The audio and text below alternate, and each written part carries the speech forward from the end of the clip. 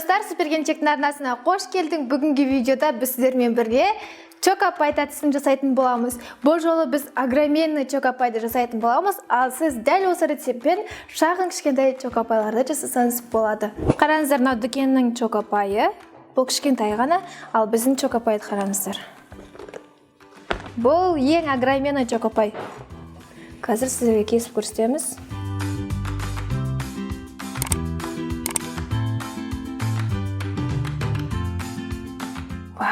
Настоящий чокопай қараңыздар. Енді дүкеннің чокопайын қараңыздар.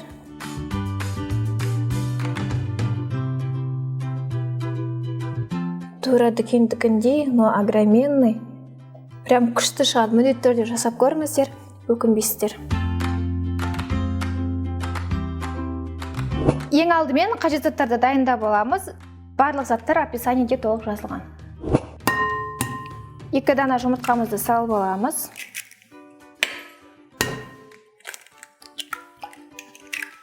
Қантымызды саламыз. Миксерлейміз.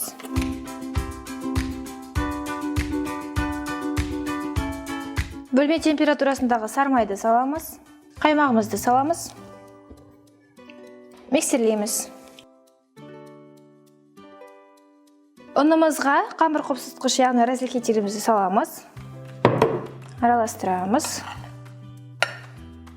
Ұн илегіштің көмегімен массамызға араластырамыз.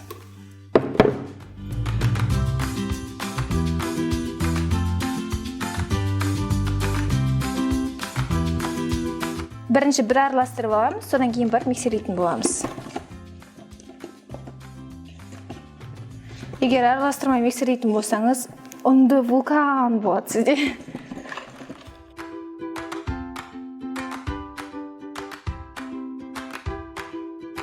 Ұнымызды миксерлеп алдық. Енді формаға салып пісіреміз. Дайын қамырымызды 2-ге бөліп пісіретін боламыз. 2 бірдей форма дайындап алдым. Және де форманы пергамент қағазымен қаптап, айналасына сармай жабып шықсаңыз болады, жабысып қалмас үшін. Но маңызды етап емес, пышақпен алсаңыз да алмады. 2-ге бөліп тестамызды саламыз.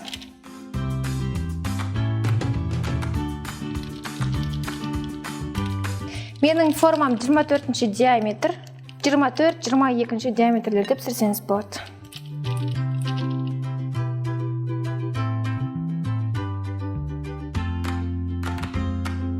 «150 градуста қызып тұрған пешімізде шамамен 25-30 минуттай пісіреміз.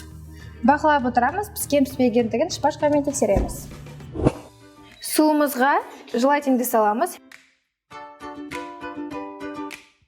Достар, желатин 2 түрге бөлінеді. Мынау мендегі халал желатин. Халал желатинді торттың заттар сататын кез келген жерден қарап таба аласыздар. Бұл андай весовой түрінде сатылады. Желатин көтерілгенше алып қоямыз. 4 дана жұмыртқамызды ағын сарысын ажыратып аламыз.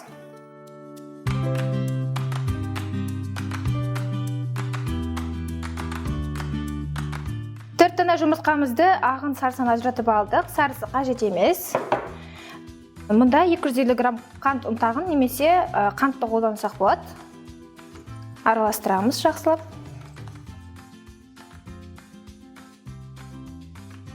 Енді осы массамызды водяной баняда біркелкі етіп араластыратын боламыз.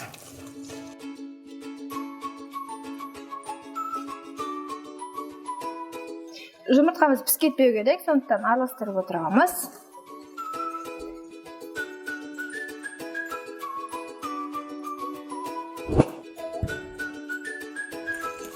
Водяной банядан алдық. Енді миксерлейміз.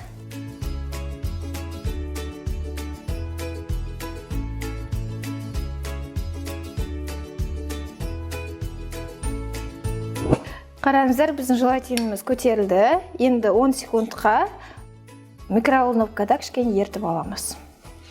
Бисквитіміз пісті. Шпажкамен немесе зубочисткамен тексерсеңіз болады. Құрғақ, демек іші толыққанды пісті деген сөз. Енді салқындатып қоямыз. Желатиніміз еріді. Енді массамызға саламыз, құямыз яғни. Миксерлейміз. Егер де суфлеңіз әлі жылы температурада болатын болса, онда кішкене салқындатып алып қоямыз. Қараңыздар, 2 бисквитіміз дайын болған. Өте әдемі болып шықты бисквиттарымыз. Воздушный. Енді мұнда суфлемізді, яғни ортасындағы кремімізді саламыз. Желатиннің арқасында уже қойылып қалған. Кәдімгідей чокопайдың ішіндегі начинкасына ұқсап тұр прям. Темір шпателімізбен дөйлеп шығамыз. Екінші слой бисквитімізді саламыз. Кішкене басамыз үстінен.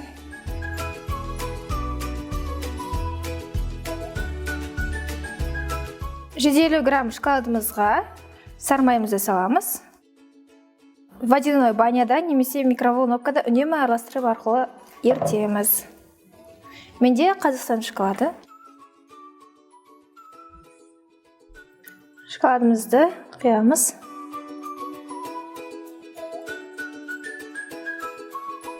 Енді екінші жақ бетіне аударамыз. Енді толыққанды шоколад құямыз.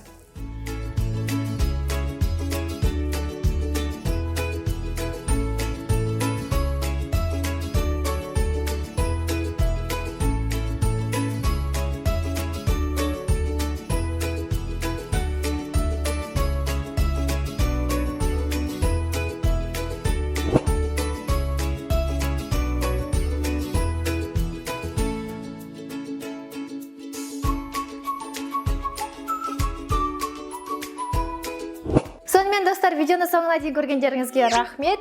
Арнаға лайк басып, комментарий қалдыруды ұмытпаңыз. Және де егер де менің арнамды алғаш рет көріп отырған болсаңыз, міндетті түрде подписаться етіңіз. Келесі видеороликте жүздескенше.